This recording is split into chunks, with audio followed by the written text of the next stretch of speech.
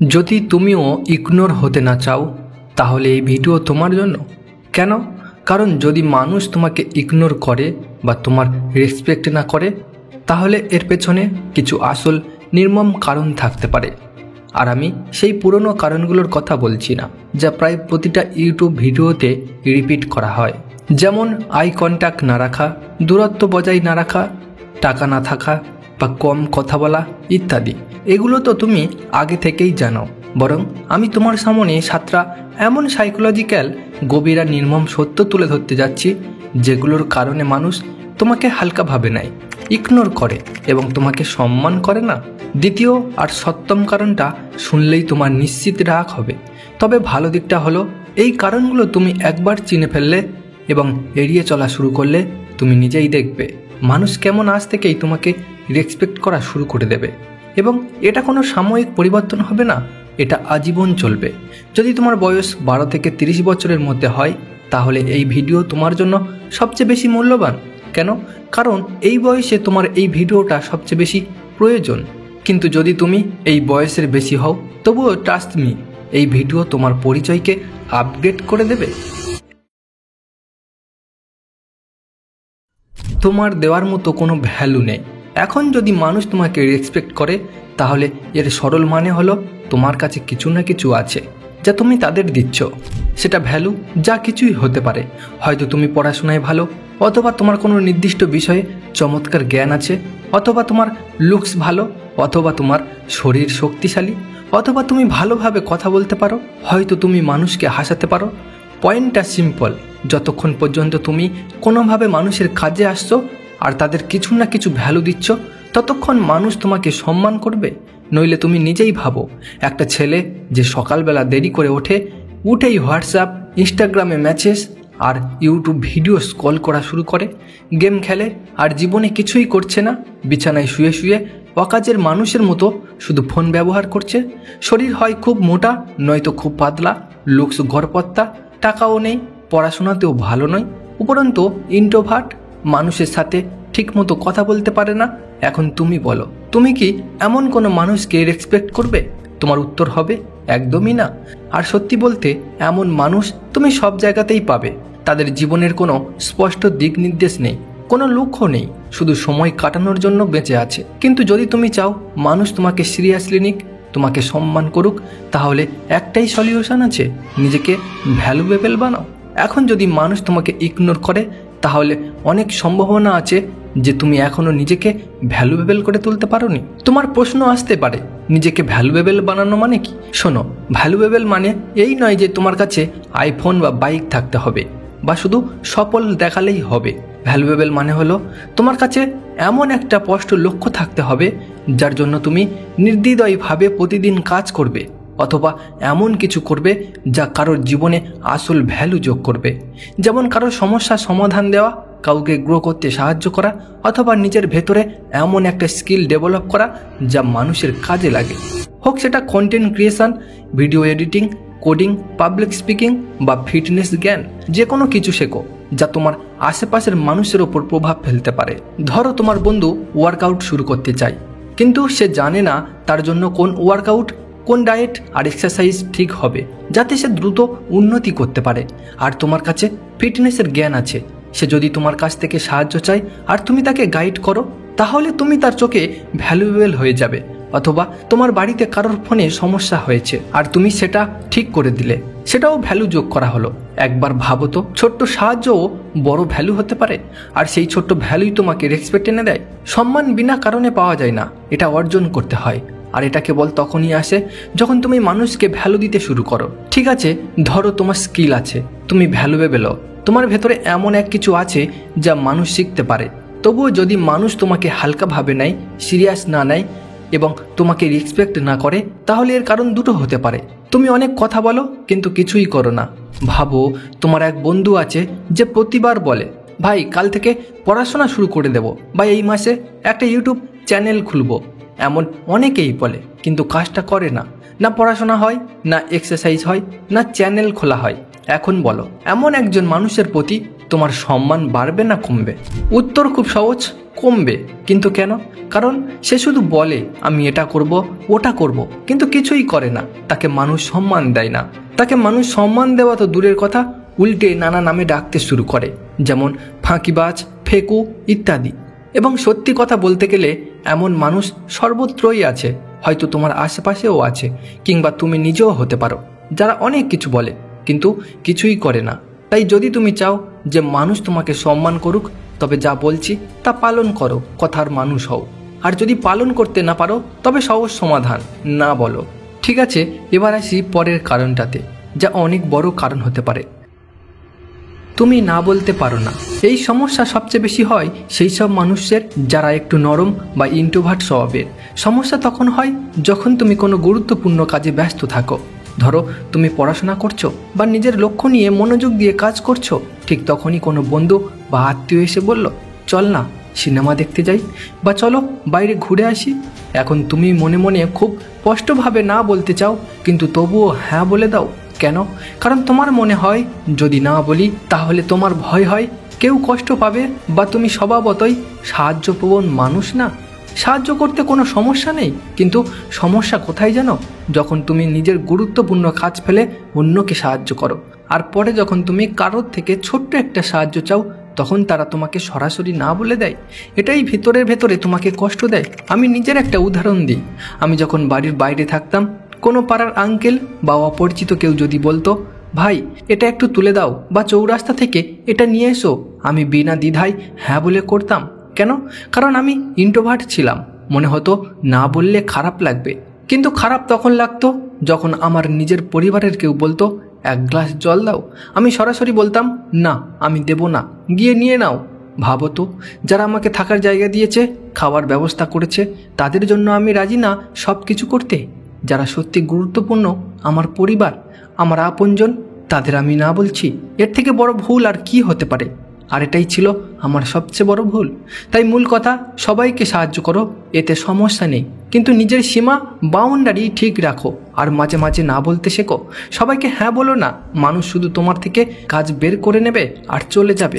তোমার সময়, তোমার শক্তি আর সম্মান সবই মূল্যবান, তাই সেটা সবার জন্য উৎসর্গ করো না। ঠিক আছে, এটা ছিল না বলার প্রসঙ্গ। এবার আসি পরের কারণটাই, যেটার জন্য হয়তো তুমি নিজেই নিজের সম্মান কমিয়ে দিচ্ছ আর বুঝতেও পারছো না। তুমি সবসময় অ্যাভেলেবেল। ভাবো তো, একজন মানুষ আছে, প্রতিদিন অফিসে সবার আগে আসে, সব কাজ সময় মতো করে, সবার সাহায্য করে, সব ফাইল সামলায়, আর পুরো নিষ্ঠা ও সততার সঙ্গে কাজ করে। অফিস তার ছাড়া যেন চলে না।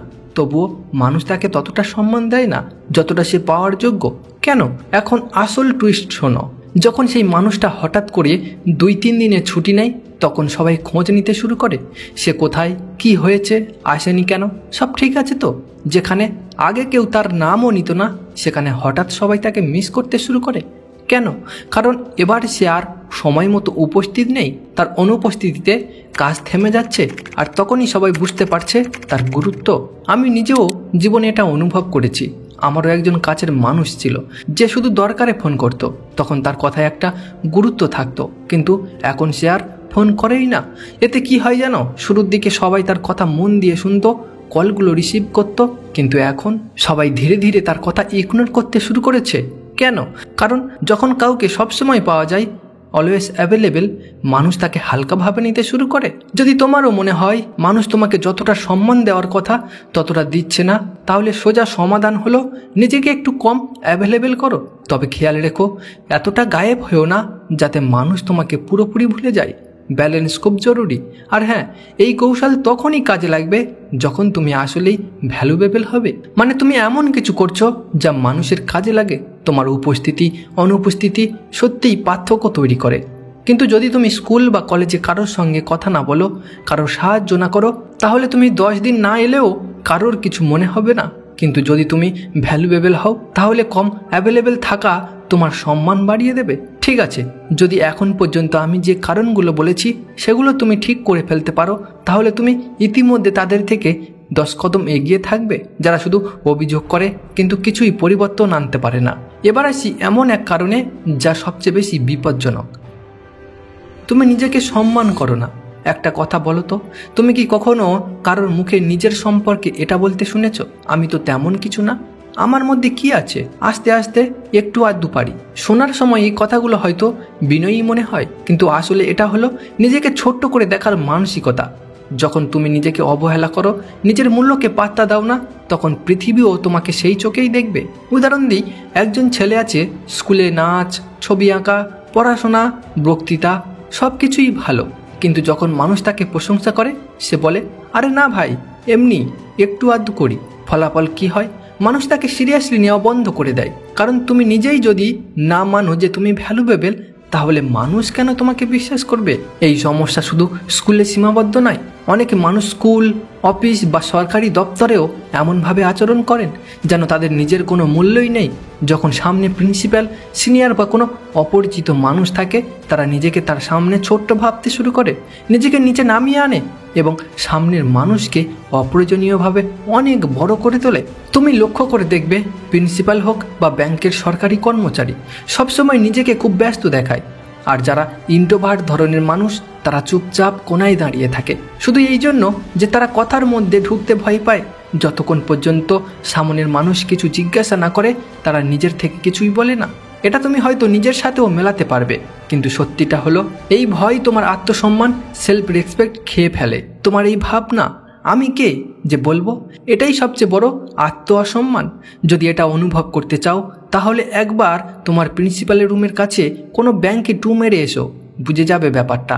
তুমি হয়তো শুনেছো কাউকে বাধা দেওয়া ভালো না, কিন্তু শোনো, যখন তুমি নিজেই নিজের উপস্থিতিকে গুরুত্ব দেবে না, তখন সামনের মানুষ কেনই বা তোমাকে গুরুত্ব দেবে? সেলফ রেসপেক্ট মানে শুধু অ্যাটিটিউড দেখানো না। সেলফ রেসপেক্ট মানে নিজের সময়ের মূল্য বোঝা, নিজের অধিকার নিয়ে কথা বলা, ভয়ের কারণে নয়, আত্মবিশ্বাস নিয়ে কথা বলা, সামনের মানুষকে ভদ্রভাবে কথা বলতে শেখা। যেমন, স্যার 1 মিনিট, আপনার সাথে জরুরি কথা বলতে চাই। এইভাবেও কথা বলা যায়। মনে রেখো, সম্মান পাওয়ার আগে সম্মান দিতে হয়, কিন্তু সবচেয়ে আগে নিজেকে। এখন আসি এমন এক কারণ যেটা আমাদের দেশ ভারতবর্ষে 90% মানুষ হালকা ভাবে নেয়, এবং সম্ভবত এই কারণেই মানুষ তাদের সম্মান করে না। নাম্বার 6, গ্রুমিং, অপেক্ষা করা। ভাবো তো, একজন ছেলে আছে, স্মার্ট, ভালো কথা বলে, আত্মবিশ্বাসীও বটে, কিন্তু তার নখ ময়লা, চুল তেলতেলে, কান ময়লা আর কাপড় থেকে বাজে গন্ধ বের হচ্ছে। তুমি কি তাকেই ইমপ্রেসিভ মনে করবে? তাকে কি সম্মান দেবে? উত্তর সহজ, না। কারণ আমরা সাধারণ তাদের সম্মান দিই যারা দেখতে প্রেজেন্টেবল, যারা নিজের ব্যক্তিগত পরিচয়, পার্সোনালিটি যত্ন নেয় এবং গ্রুমিংয়ের দিকে খেয়াল রাখে। আমার গ্রামে একজন মানুষ আছে যার চরিত্র এতটাই খারাপ যে বলে বোঝানো যাবে না। যদিও কাউকে নিয়ে সমালোচনা করা ঠিক নয়, তাও তোমাদের বোঝানোর ক্ষেত্রে বলছি। গ্রামে কেউ তাকে সম্মান করে না, না বাচ্চারা, না তরুণরা, না বয়স্করা, সবাই তাকে আলাদা চোখে দেখে। কিন্তু মজার বিষয় হলো, যেই সে নিজের বাড়ি থেকে মার্কেট বা চৌরাস্তায় যায় এবং মানুষ তাকে দেখে, সবাই ভালো ব্যবহার করে। কেন? তার কাছে কি অনেক টাকা আছে? নাকি সে খুব শক্তিশালী? না, এর কিছুই নয়। সে শুধু ভালোভাবে ইস্ত্রি করা জামা পরে, চুল সুন্দরভাবে সেট করে, দাড়ি ট্রিম করে, পারফিউম ব্যবহার করে, পুরো লুকটাই মেনটেন করে। এখানেই একটি বাস্তবতা বুঝে নাও, মানুষ চরিত্রের আগে চেহারা দিয়ে বিচার করে। তুমি যতই ভালো হও না কেন, যদি দেখতে লো এফর্ট লাগো, মানুষ তোমার মূল্য দেবে না। আর এখানেই গ্রুমিং বলতে আমি একেবারে বোঝাতে চাই না যে তোমার কস্টলি ফেস ওয়াশ, ব্র্যান্ডেড কাপড়, হাইফাই স্কিন কেয়ার প্রোডাক্ট দরকার।